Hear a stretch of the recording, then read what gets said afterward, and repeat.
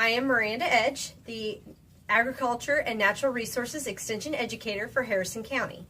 And I'm Rebecca Wilkins, your Harrison County 4-H Youth Development Educator. We are here to provide information about the upcoming solar eclipse. Check out this video from NASA, the National Aeronautics and Space Administration.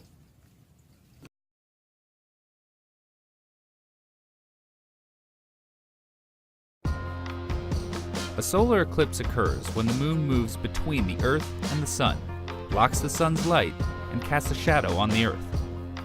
When the moon completely covers the bright disk of the sun, that's a total solar eclipse, and it happens roughly every year and a half somewhere on Earth.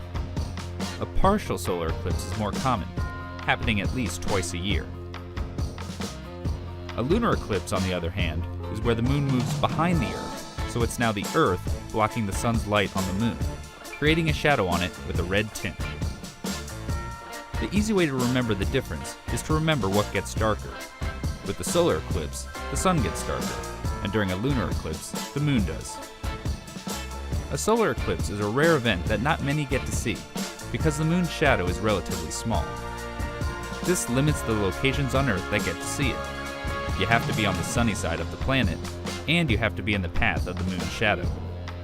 So, if you find your area in the path of totality one year, you've hit the jackpot, because on average, that same spot on Earth will only get to see a solar eclipse every 375 years. During a solar eclipse, the moon casts a shadow with two parts, the umbra and penumbra. The moon's umbra is part of the moon's shadow where the entire sun is blocked by the moon. In space, it's a cone extending some 400,000 kilometers behind the moon. It's when the small end of this cone hits the Earth that we experience a total solar eclipse. Most eclipse maps depicting the path will show you a circle representing the shadow of the moon, but in actuality, the true shape of the umbra is more like an irregular polygon with slightly curved edges. This is because the moon isn't a perfect circle. It has mountains and valleys on its surface, which all affect the passing sunlight and subsequent shape of its shadow. And scientists now have a greater understanding of the shape of the moon's surface, thanks to NASA's Lunar Reconnaissance Orbiter.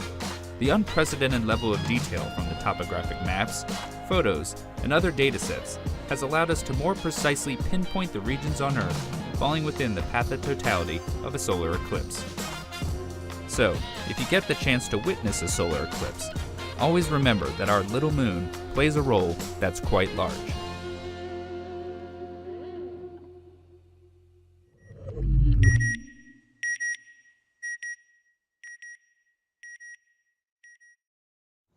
Rebecca Wilkins here. By now you know that you're not supposed to look at a partial solar eclipse with your naked eye. But do you know why?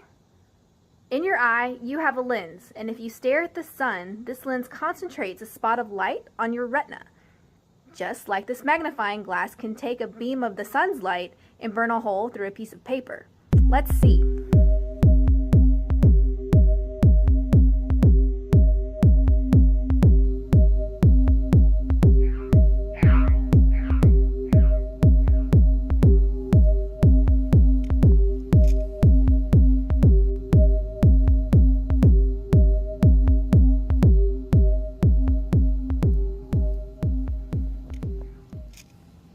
So looking at the sun during a solar eclipse can actually be more dangerous than looking at the full sun.